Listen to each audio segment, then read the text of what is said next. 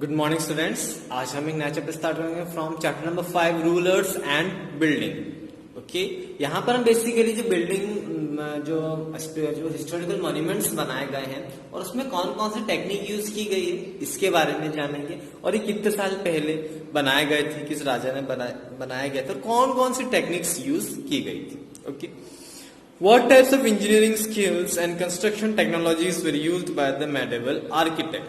okay, अगर हम बात करें कि इस चैप्टर में बेसिकली हम ये पढ़ेंगे कौन कौन सी इंजीनियरिंग स्किल्स और कौन कौन सी कंस्ट्रक्शन टेक्नोलॉजी यूज की जाती थी पहले इन द मिडिवल आर्किटेक्ट्स, जब शायद इतनी ज्यादा टेक्नोलॉजी इतनी एडवांस नहीं थी, फिर भी जो उनके स्ट्रक्चर्स हम देखते हैं तो काफी बड़े स्ट्रक्चर्स रहते हैं और काफी एक कॉम्प्लिकेटेड स्ट्रक्चर होता है। तो उस समय ऐसे स्ट्रक्चर्स कैसे बनाए जाते थे इसके बारे में जानेंगे। ओके, अगर हम बात करें पेज नंबर 46 पे, तो आपको कुतुब मीनार की इमेज दिखेगी, जिसके पास आपको बिल्कुल ये देखिए बहुत ही कहते हैं बहुत सुंदर कंस्ट्रक्शन टेक्निक है।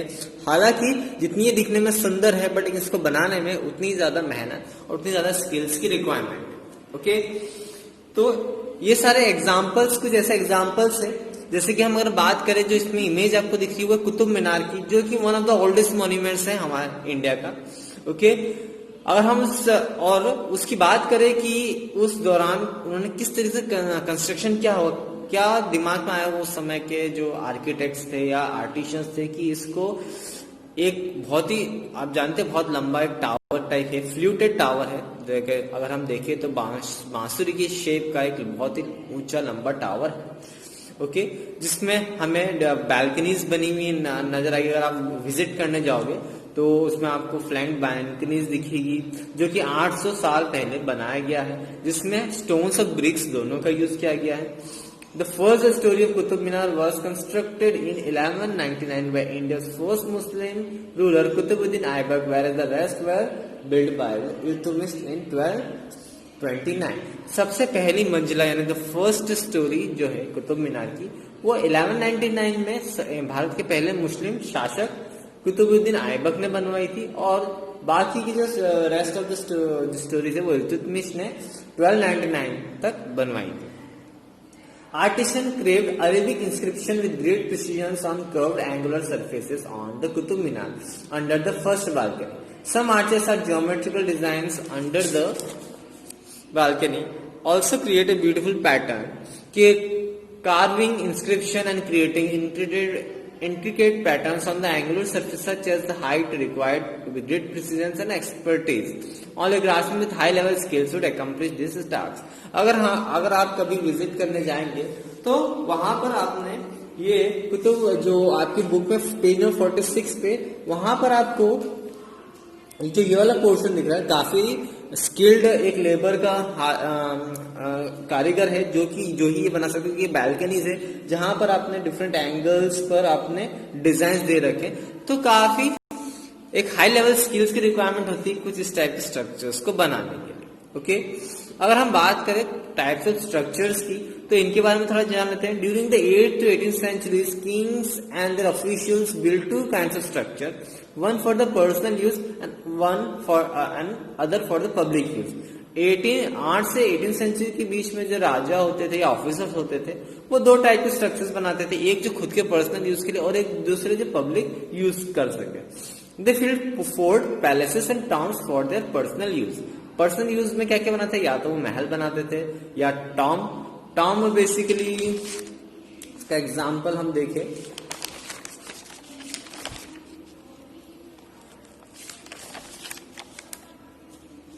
तो आप पेज नंबर 52 पे हुमायूंस टॉम के बारे में, अगर आपकी बुक में भी इमेज है,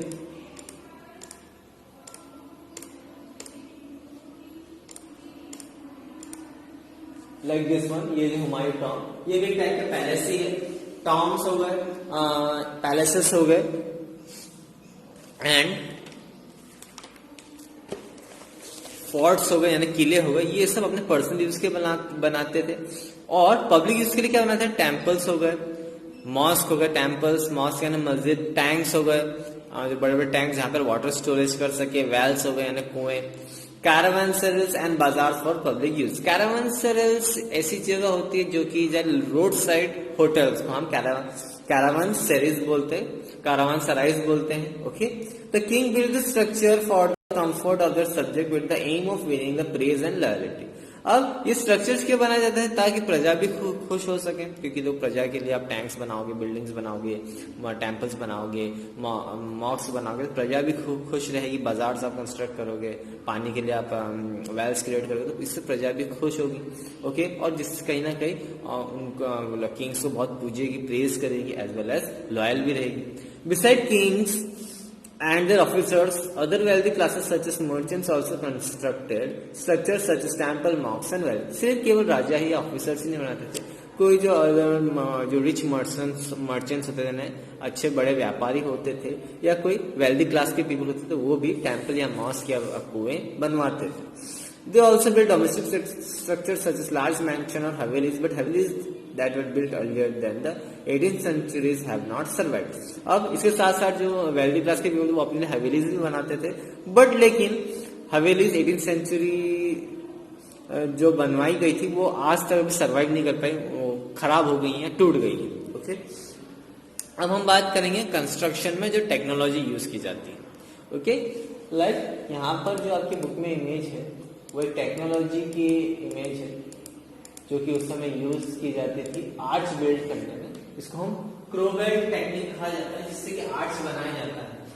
हालांकि इसको फॉल्स आर्च इसलिए कहा जाता है क्योंकि जो यहाँ पर आपने ईंट देखी होगी, तो यहाँ पे देखिए ये जो फर्स्ट वाला जो है पूरा स्ट्रेट है।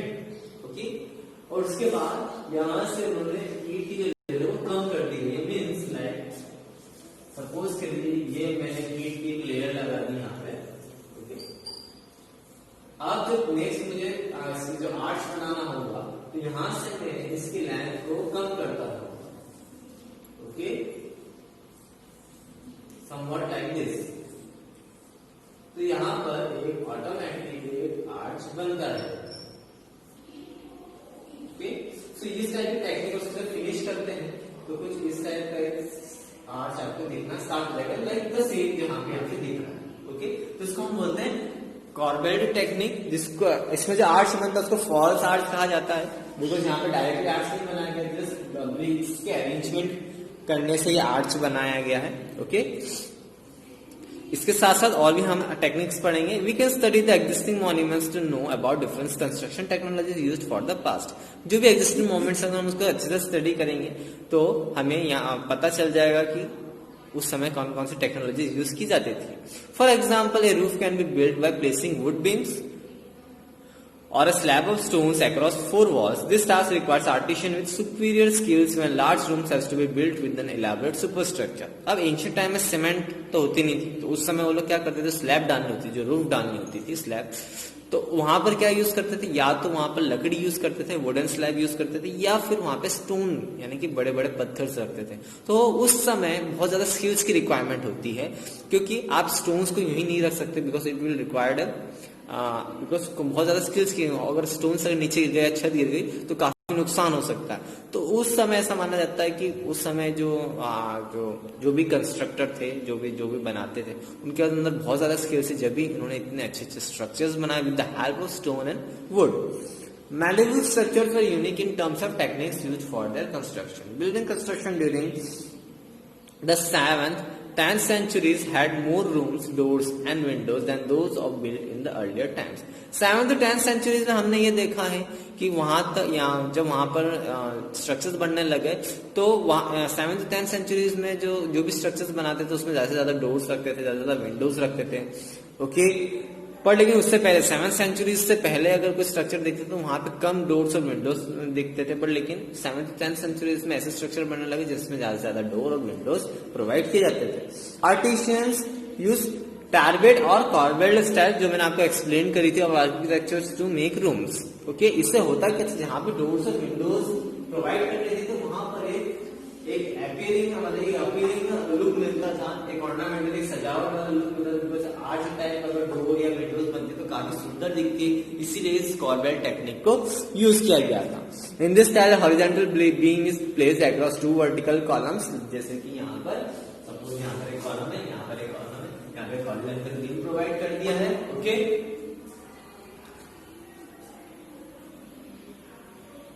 This technique is also used to construct an arch-like structure such as arch is known as false arch as it is only an ornamental false element. Okay, इस टाइप के आर्च को हम false arch इसलिए कहते हैं क्योंकि यहाँ पे हमने एक्चुअल में आर्च बिल्टअप नहीं करा है, हमने ब्रिक्स के अरेंजमेंट से आर्च फॉर्म किया, इसलिए इसको फॉल्स आर्च कहा जाता है. Further that technique was used to build mosque, tomb temples and building attached to baolis large step wells during 8 to 13 centuries. और 8 to 13 centuries में कॉर्बेल टेक्निक से ही मॉस्क, टेम्पल्स, टॉम्स ये सब बनाना स्टार्ट कर दिया था. Okay, in the medieval times building a superstructure without using a crane was a challenging task. अब medieval time पे क्रेन्स नहीं होती थी, लाइक अब तो हमारे पास क्रेन्स है, हमारे पास लिफ्ट है, पुलिस है, जिससे कि हमें कोई भारी चीज अगर हमारे ऊपर वाला स्ट्रक्चर में पहुंचाना, दूसरी या तीसरी मंजिल वाले स्ट्रक्चर में, तो हम उस पुलिस या फिर क्रेन की हेल्प से वो चीज पहुंचा देते थे. बट लेकिन एंशिएंट टाइम में क्रेन होती नहीं थी, तो उस समय ये लोग कैसे जो इतनी ऊंची ऊंची इमारत है तो वहां तक ये सामान कैसे पहुंचाते थे, इसके बारे में जानेंगे. Architects use igneous techniques and constructed tall temples such as Kendriya Mahadev Temple at Khajuraho and Rajeshwar Temple at Tanjore during the early 11th century. अगर हम केंद्रीय महादेव मंदिर खजुराहो की बात करें तो ये बहुत पुराना मंदिर है. It was build around 11th century, यानी कि इन द ईयर 1000 to 1099. इस दौरान ये टेम्पल बनाया गया था, जो कि बहुत ज्यादा पुराना टेम्पल है. तो उस समय इतने टॉल टेम्पल को कैसे बनाया होगा, ये बहुत बड़ा क्वेश्चन होता है.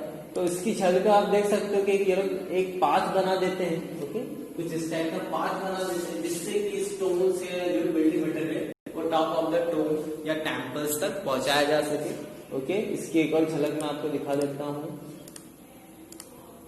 ये केंद्रीय महादेव टेम्पल खजुराहो मध्य प्रदेश में है. तो देखिए कितना टॉल टेम्पल है. तो यहाँ तक ये सामान स्टोन्स पहुंचाने में क्या करते थे, जैसे कि हमने इमेज में देखा, एक वर्टिकल पाथ बनाते थे इस टेक्निक के थ्रू जो भी सामान ऊपर तक पहुंचाना होता था पहुंचाते थे. Okay, the Kandariya Mahadeva temple is a large structure with a very high shikhara. शिखर जो मंदिर का जो तले वाला पोर्शन होता है इसको शिखर बोलते हैं. तो इसका शिखर बहुत ऊंचा है, आपने देखा है इमेज में. Okay, the Shiva temple was build by the king Dhangadeva of the Chandela dynasty in 1999. Okay, किस राजा ने इस टेम्पल को बनाया था? किंग धांगदेवा. कौन से ईयर में? 1999 में, सॉरी 999 में. A decorated gateway leads to the entrance of the temple to the main hall of the Mahamandapa. एक डेकोरेटेड गेटवे है, गेटवे यानी यारा पोर्शन जो कि काफी डेकोरेटेड है. यहाँ से रास्ता जाके महामंडपा में जाते हैं. महामंडपा का मतलब होता है जहां पर आप खड़े होकर प्रेयर्स परफॉर्म कर सकते हैं. एंशिएंट टाइम में डांस परफॉर्म किए जाते थे ऐसे रिचुअल मानते थे, इस टाइप की प्रेयर मानते थे. आजकल आप लोग जहाँ पे आप मंदिर में जाते हो, जहां पर आप खड़े होकर प्रार्थना करते हो, उसको महामंडपा कहते हैं. The main shrine is called garbhagriha where the statue of the principal deity was placed. जहां भी मूर्ति रखी जाती है उस पोर्शन ऑफ द टेम्पल को गर्भगृह कहा जाता है. वहां पर इन द एंशिएंट टाइम केवल किंग्स को यानी राजाओं को, उनकी फैमिलीज को, और जो उस टेम्पल का प्रीस्ट है यानी पंडित है, केवल उसी ही उस गर्भगृह में जाने की परमिशन देती थी. बाकी सबको उस मंडप से ही दर्शन करने रहते थे. अब जो हम नेक्स्ट टेम्पल पढ़ेंगे which is Rajeshwara Temple at Tanjore. Okay, the story behind the construction of the Raja Rajeshwara Temple at Tanjore is quite interesting. The temple is known for its shikhara, which is tallest among the temples built during the 11th century. 11th century के जितने भी temple construct किए गए हैं, वहां पर एक खासियत बात यह है कि 11th century के दौरान सबसे ऊंचा टेम्पल माना था, यानी कि सबसे टॉलेस्ट टेम्पल माना जाता था. It has a stones weighing 90 tons placed at the top of the शिखर. इससे टॉप द शिखर जो ये वाला स्टोन है ये 90 टन का है, यानी अप्रोक्सीमेटली 90,000 किलोग्राम्स का पत्थर है. तो आप सोच सकते हो कि इतने ऊंचे शिखर तक ये पत्थर कैसे पहुंचा होगा. तो इन्होंने क्या कहा था, आर्किटेक्ट्स ने एक इंक्लाइन प्लेन बनाया था, जस्ट लाइक दिस टेक्निक एक इंक्लाइन प्लेन बनाया था, इसके थ्रू पत्थर इतनी ऊंचाई तक पहुंचाया गया था। Okay,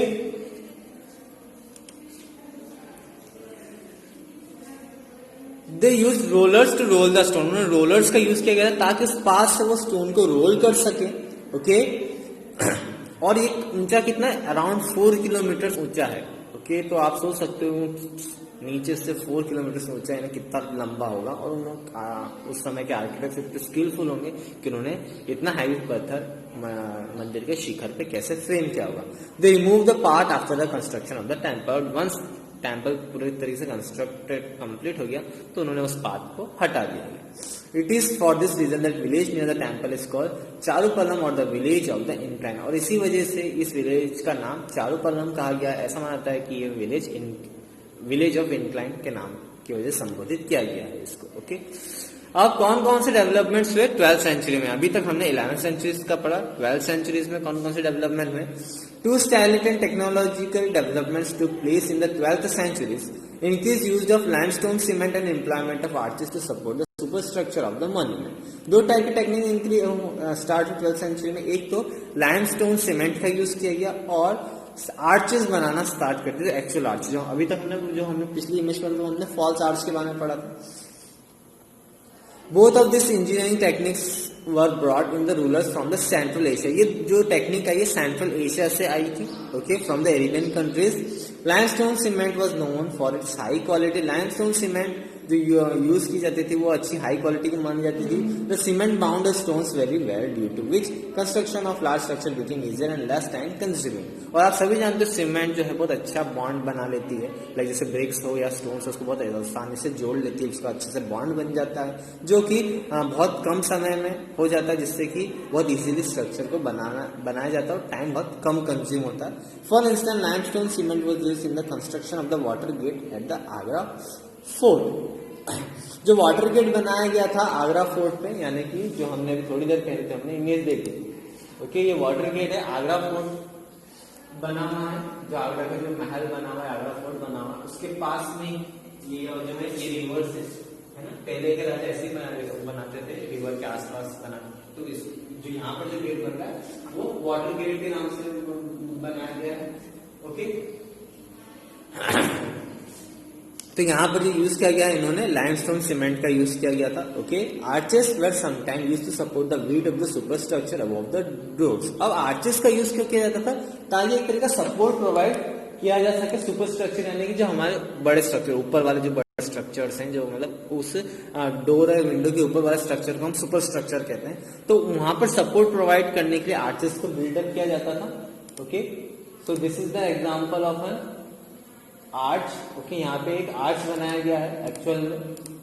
okay, like this one. यहाँ पे एक स्टोन का का यूज किया गया है जिससे कि आर्च बनाया गया है। ओके, हालांकि टेक्निक कोई कॉर्बेट टेक्निक, जो ये वाली टेक्निक कॉर्बेट है, बट यहाँ पे एक्चुअल में एक आर्च बनाया गया है। यहाँ पे स्टोन का यूज करके आर्च बनाया गया, इसलिए इसको की स्टोन यहाँ पे आपने जो नाम सुना इंडिकेट इसलिए किया गया। यहाँ पे एक्चुअल में एक आर्च बनाया गया, उसके बाद यहाँ पे जो ब्रिक्स से ब्रिक्स ले की गई हैं।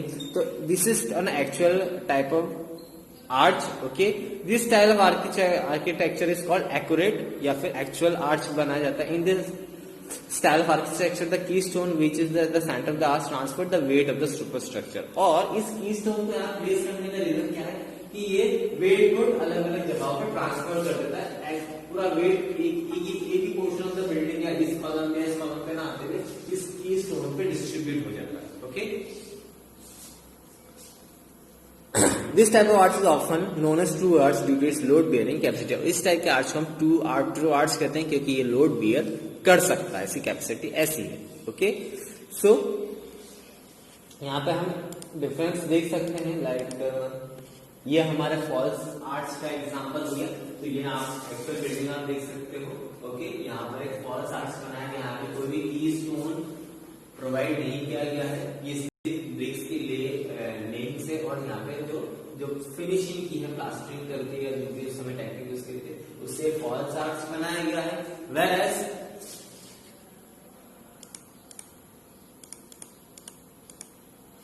ये जो है ये एक्चुअल आर्च है, यहाँ पर की स्टोन प्रोवाइड किया है जिससे कि एक्चुअल आर्च बना और जिससे कि इस बिल्डिंग के ऊपर के स्ट्रक्चर्स हैं, suppose that this one structure जो सुपर स्ट्रक्चर है उसका पूरा लोड एक ही जगह अकोमोडेट ना होते हुए इस आर्च के इस कोण पर डिस्ट्रीब्यूट हो गया। ओके, आज के लिए इतना ही। नेक्स्ट लेक्चर में इसके आगे के कंटिन्यू करेंगे।